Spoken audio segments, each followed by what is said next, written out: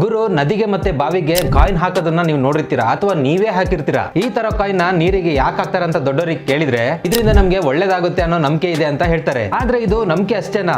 ಇದ್ರ ಹಿಂದೆ ಇರೋ ವೈಜ್ಞಾನಿಕ ಸತ್ಯ ಏನು ಅಂತ ಈ ವಿಡಿಯೋದಲ್ಲಿ ತಿಳ್ಕೊಂಡ್ ಬಂದ್ಬಿಡೋಣ. ಹಳೆ ಕಾಲದಲ್ಲಿ ನಮ್ಮ ಪೂರ್ವಜರು ತಾಮ್ರದ ನಾಣ್ಯಗಳನ್ನ ಬಳಸ್ತಾ ಇದ್ರು. ತಾಮ್ರಕ್ಕೆ ನೀರನ್ನ ಶುದ್ಧೀಕರಣ ಮಾಡುವಂತ ಗುಣ ಇದೆ. ಇದೇ ಕಾರಣಕ್ಕೆ ಬಾವಿಗೆ ಮತ್ತೆ ನದಿಗೆ ತಾಮ್ರದ ನಾಣ್ಯಗಳನ್ನ ಹಾಕ್ತಾ ಇದ್ರು. ಇದರಿಂದ ನೀರು ಕೂಡ ಆರೋಗ್ಯಕರವಾಗಿರ್ತಿತ್ತು. ಆದ್ರೆ ಈ ಪದ್ಧತಿ ಬರ್ತಾ ಬರ್ತಾ ಶುಭ ಮತ್ತೆ ದೇವರ ಕೃಪೆ ಎಂಬ ನಂಬಿಕೆಯಾಗಿ ಬದಲಾಯಿತು. ಇದಕ್ಕೆ ವಿಜ್ಞಾನ ಏನ್ ಹೇಳುತ್ತೆ ಅಂದ್ರೆ, ಈಗಿನ ಕಾಲದಲ್ಲಿ ನಾವು ಬಳಸ್ತಾ ಇರೋ ಕಾಯಿನ್ಗಳು ನಿಕ್ಕಲ್, ಅಲ್ಯೂಮಿನಿಯಂ ಅಥವಾ ಸ್ಟೀಲ್ ನಿಂದ ಮಾಡಿರ್ತಾರೆ. ಈ ನಾಣ್ಯಗಳಿಂದ ನೀರಂತೂ ಶುದ್ಧಿ ಆಗೋದೇ ಇಲ್ಲ, ಬದಲಾಗಿ ಪರಿಸರ ಮಾಲಿನ್ಯಕ್ಕೆ ಕಾರಣ ಆಗುತ್ತೆ ಮತ್ತೆ ನೀರಲ್ಲಿ ಜೀವಿಸ್ತಾ ಇರೋ ಜೀವಿಗಳಿಗೆ ಹಾನಿ ಉಂಟು ಮಾಡುತ್ತೆ. ಮತ್ತೆ ಇದಕ್ಕೆ ಮನೋವಿಜ್ಞಾನ ಏನ್ ಹೇಳುತ್ತೆ ಅಂದ್ರೆ, ಈ ತರ ನೀರಿಗೆ ಕಾಯಿನ್ ಅನ್ನ ಹಾಕೋದ್ರಿಂದ ನಮ್ಮ ವಿಶ್ವಲ್ ಥಿಂಕಿಂಗ್ ಅಂದ್ರೆ ಆಕಾಂಕ್ಷ ಚಿಂತನೆಗೆ ಕಾರಣ ಆಗುತ್ತೆ ಅಂತ ಹೇಳ್ತಾರೆ. ಆದ್ರೆ ಇದು ನಮ್ಮ ಜೀವನವನ್ನ ಬದಲಾಯಿಸುತ್ತಾ?